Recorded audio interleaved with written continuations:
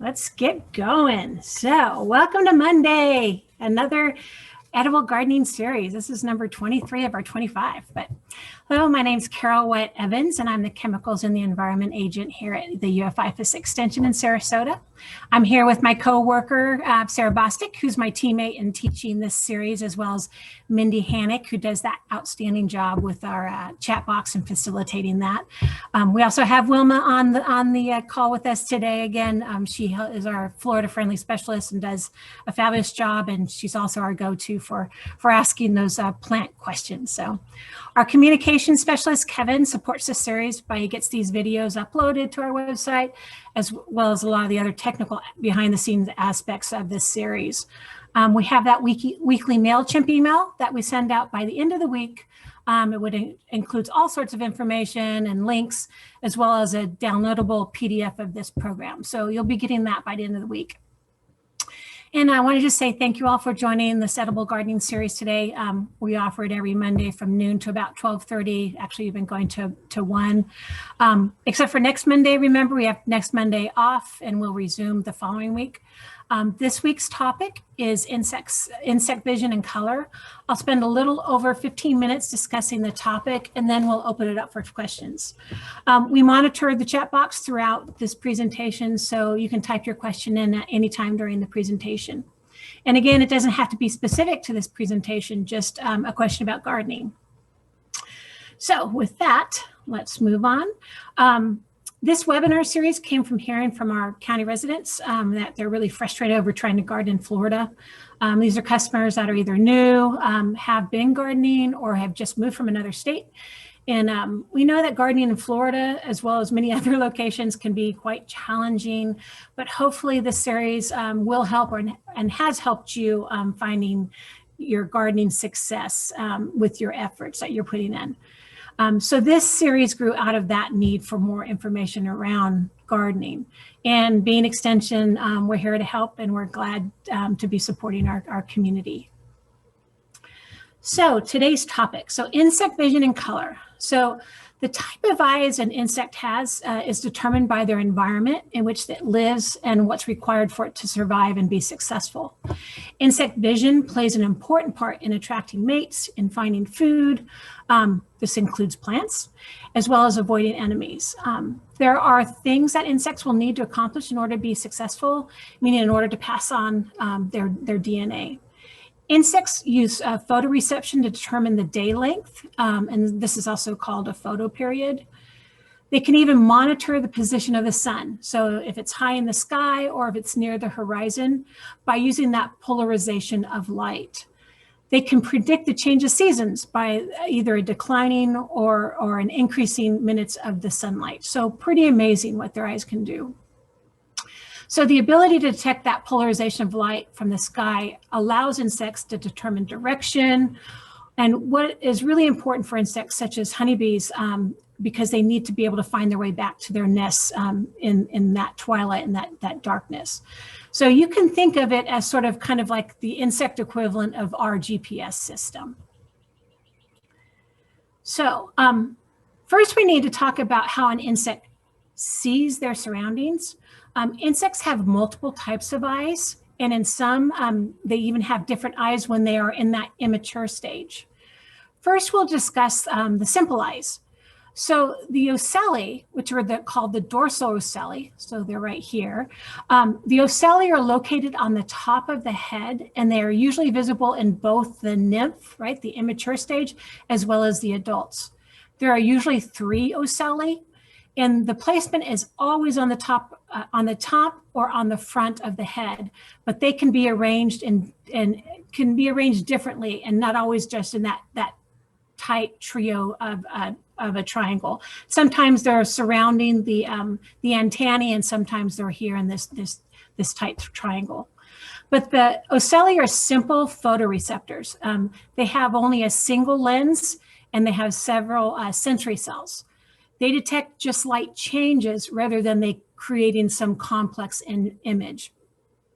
They're used to detect movement, and so the insect can only see shadows of a moving object by the changes in light. And most of the arthropods possess ocelli. So that means, so do our spiders and our scorpions do as well.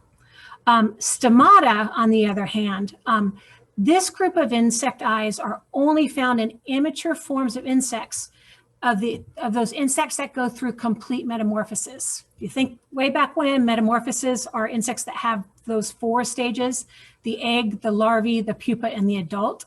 And the ones that we're most familiar with these are the caterpillars. The number of stomata can range from anywhere from 1 to 7. And to be very general, these simple eyes found in the immature insects will develop. So these stomata will then develop and form into the compound eye when that insect pupates out into an adult. So you won't see these stomata again. And then that second type of eye, or I guess third type of eye, are the compound eyes.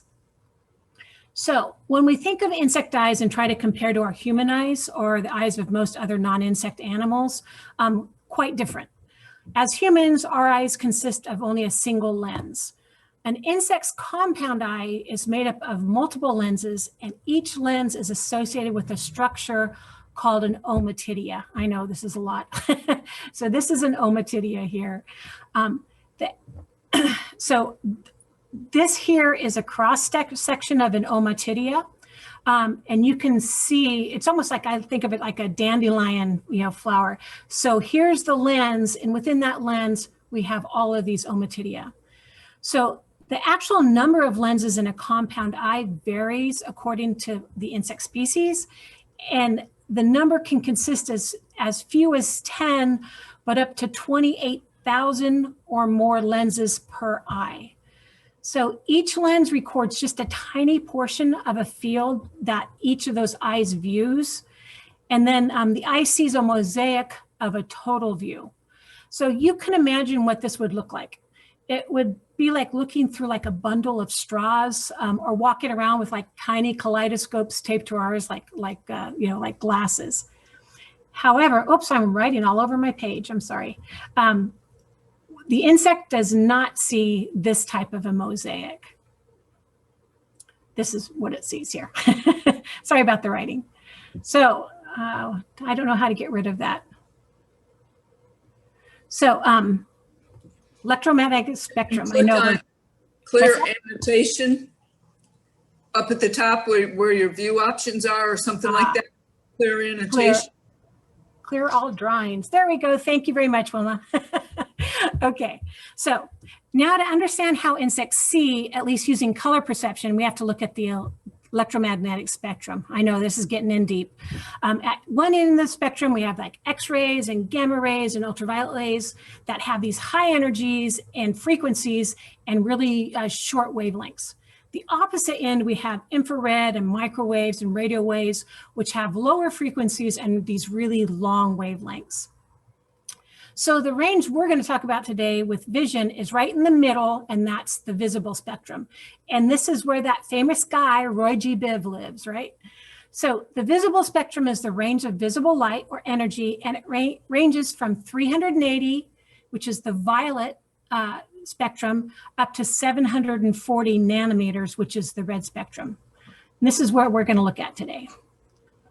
So both insects and humans are able to see within the visible spectrum, but we don't see exactly the same things.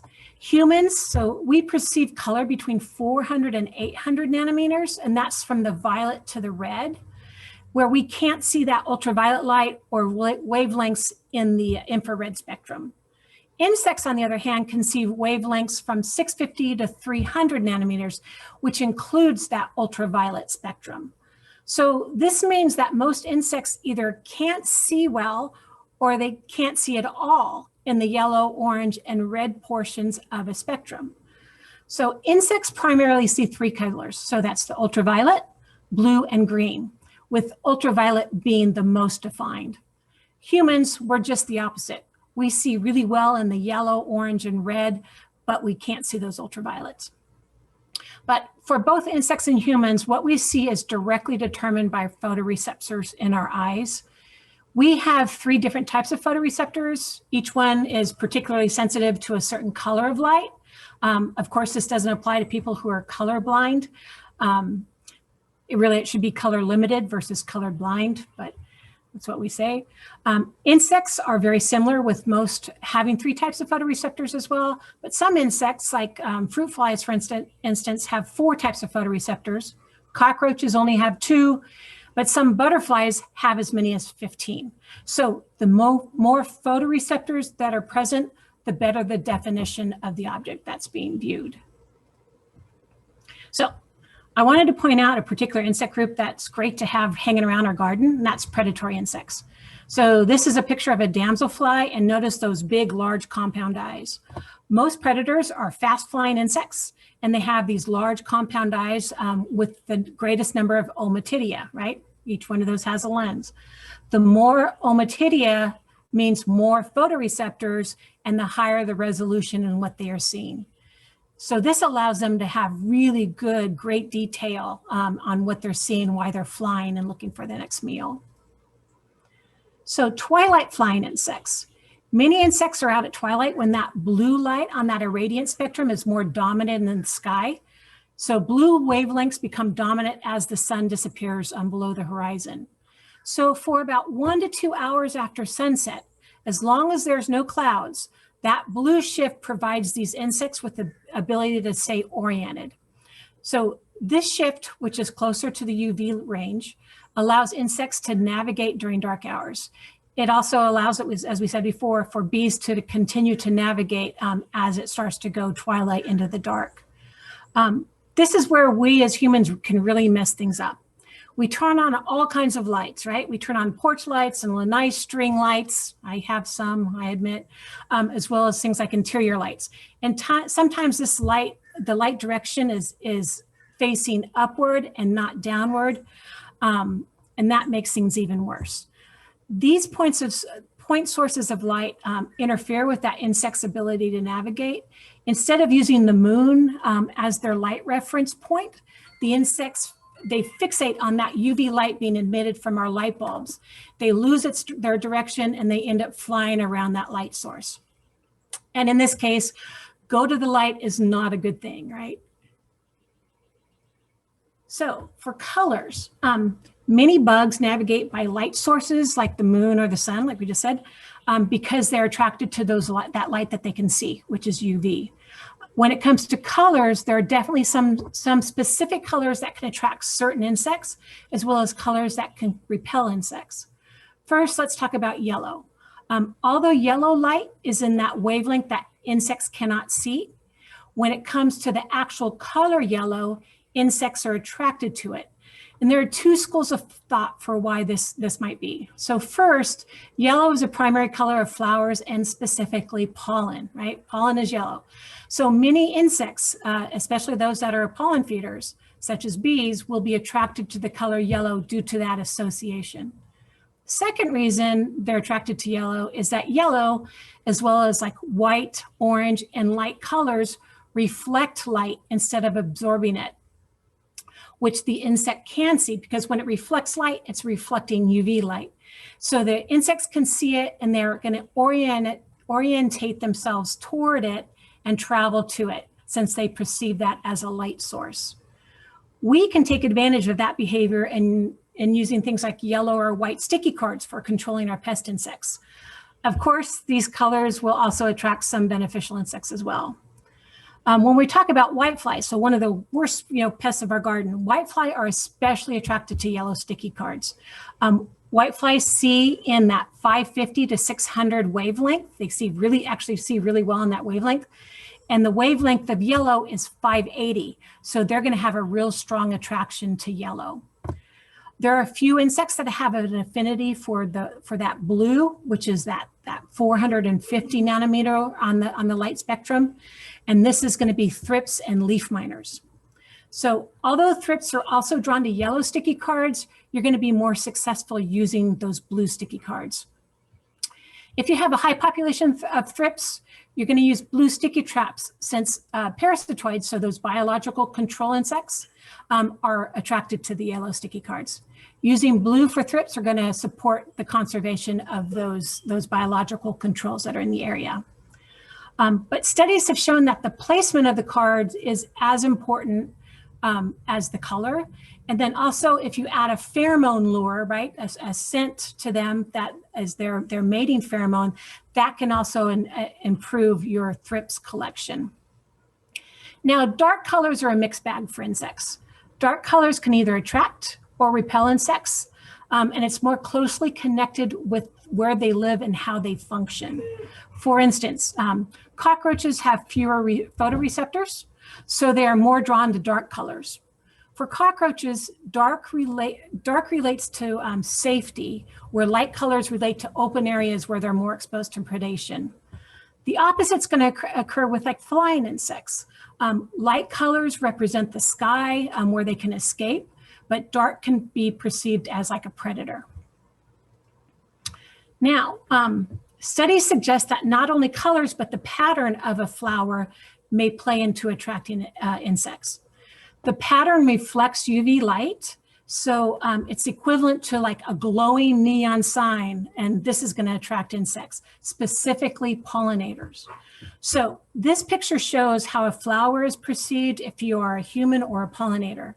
You can almost think of that flower as creating sort of like a bullseye that's basically pointing to the pollen. So it's going to help that insect to find their food at the same time supporting this plant in its ability to reproduce, right? So this is how we see a flower.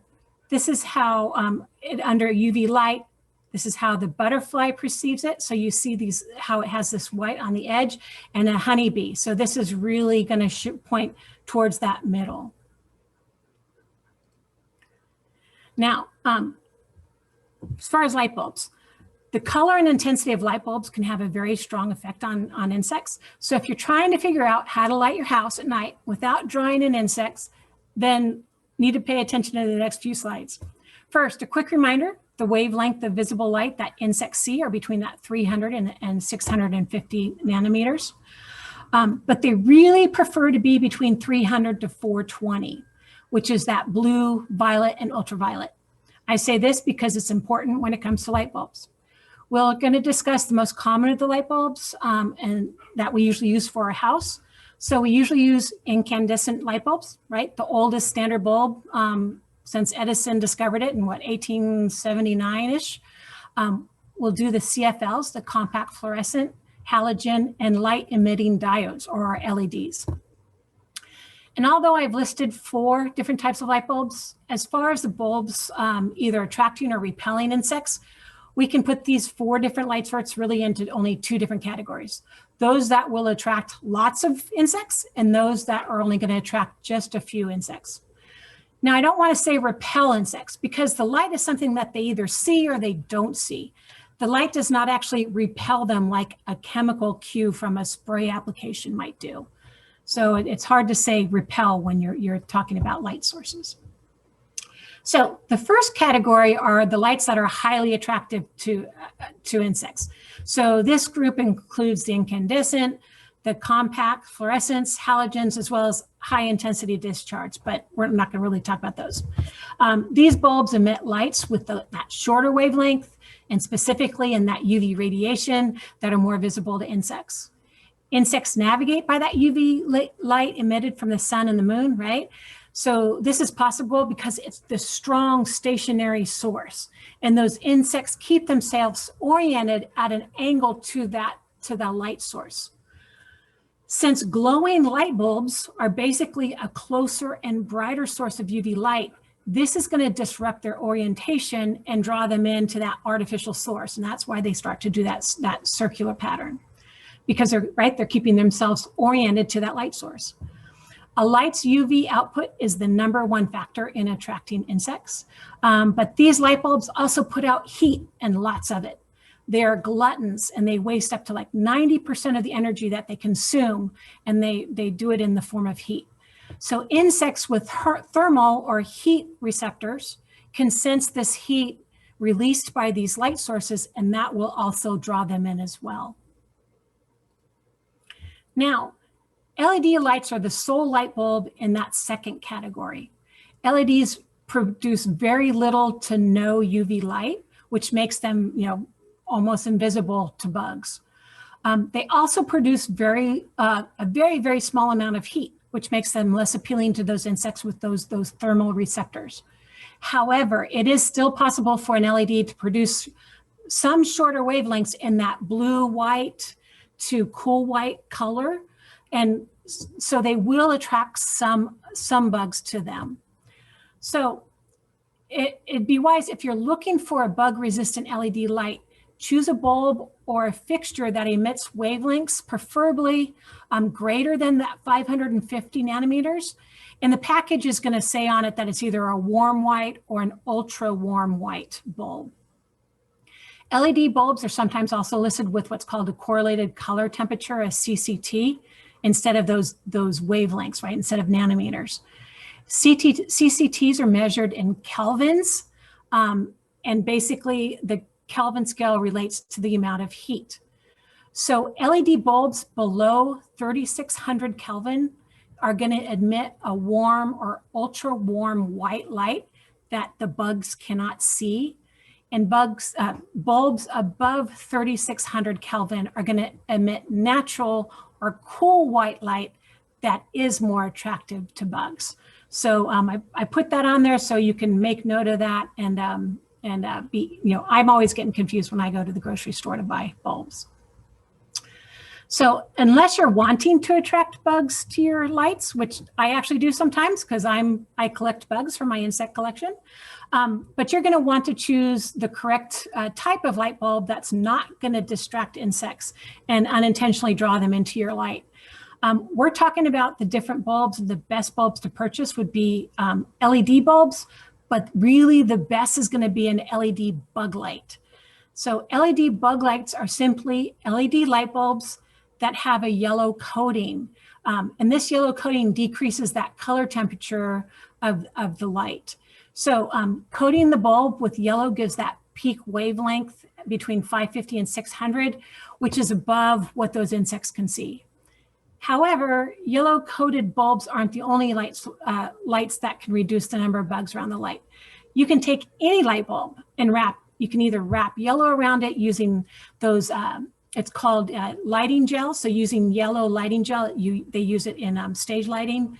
You can put yellow colored paper, construction paper, inside that light housing, such as on your porch light, or you can paint the light bulb with a paint. Yellow color radiates less blue light and ultraviolet light, and therefore is less attractive to the insects. A light's UV output, again, is the most important factor in attracting insects. And that's why a lot of your bug zappers, right? The bug zappers use UV light or black light bulbs as their light source. But just remember with incandescent lights, bright white or cool white have that bluish tone and are going to attract insects, where your warm whites tend to be more like sunlight, and those are going to be less attractive to the insects. Yellow, pink, and orange are the least attractive to insects. But if you really want to be 100% insect or bug free, is to use a red light bulb. But there's a catch to that. Red has very, very little visible light for us. So it's really not going to help you as a light bulb. So yellow is really going to be your best option. So to sum up with the light bulbs, for both comfort, from a comfort perspective, as well as an ecological perspective, using LED lights, especially those warm colored LEDs, will help to minimize the number of insects that are attracted to your lights. So this is just your best to worst, right? 1 through 6, best to worst on your LEDs, on your light sources. Now, as far as particular insects, I wanted to look at just 2 specific insects. The first one being honeybee. Bees are able to see in the yellow spectrum, but have these like really enhanced photoreceptors in the blue spectrum, so they're more attracted to those specific flower colors. Also, studies have shown that flowers in the violet to blue range produce the highest volume of nectar. So this might be another incentive for those bees to be visiting flowers that are in that blue, the violet coloring. Then there's something about bees that I didn't even really know until I did some more research. A study by the USDA showed that honeybees have an immediate intense reaction to objects that are dark, furry, or leather. So this includes human beings wearing dark colored clothes. They will attack these type of objects because they resemble predators. So like things like skunks and bears that raid their hives and are seen as threats. So bees will identify the color red as black. So you should also try to avoid wearing red if you're working around bees. So any dark color, including red, try to not wear that when you're out in the garden. And also remember, as with wearing red, the same goes for flowers. Red flowers are going to discourage bees due to that negative association with dark colors. So you're going to want to stick with those blues and those yellows, especially blues, to attracting bees. Now, the last one is, now that it's that time of the season here in Florida where we're starting to get our rainy season, I wanted to offer a little bit of information about mosquitoes and colors. Now, female mosquitoes use heat-sensing antennae to locate their next meal. So getting bit by a mosquito really has nothing to do with the color that you're wearing. But mosquitoes are attracted to dark colors for multiple reasons. Black, navy blue, other dark hues, they trap heat. So when we're wearing those colors, it also makes us sweat. So combining that dark clothing and sweat, we then release chemical cues and CO2. And that's what's going to attract that insect and make them more likely to bite us. And again, it's only the female that's going to be biting us. Also, mosquitoes in our backyard are called container mosquitoes, and they lay black eggs. And they lay them at the water line. So they're going to be choosing, they're going to be choosing black or dark colored containers over light colored containers because they're going to hide their eggs better. So they have a really positive association with dark colors. So with that information, wearing light colors, not bright, but light colors. So whites, like a light hue of yellow, is going to help you keep mosquitoes away from you. Light colors are also cooler for us, so we don't sweat as much, and so mosquitoes are going to have a harder time finding us through that smell. Now, with that, I just wanted to add a little summary slide for quick reference. I'm not going to go over it, but I did want to say that insects are amazing creatures, and besides sight, they use chemical and taste receptors on their antennae and their feet, as well as on other parts of their bodies, to help them find food, to find mates, and to escape predation. So it's just about impossible to say how an insect sees if we're only talking about insect sight. But insects are truly a complex and interesting creature that I really enjoy studying. And I hope you learned a little bit more about insect sight in today's presentation. But this is the resource list. I want to say thank you for joining us today. And again, in 2 weeks, we'll have our next session. Next week, we're taking off, but in 2 weeks, Sarah will be giving us a talk about trellises for the garden. And after that, that'll be our second to our last series. So I can't believe this is coming to an end. So with that, I want to say thank you for joining today. Y'all have a great rest of your week.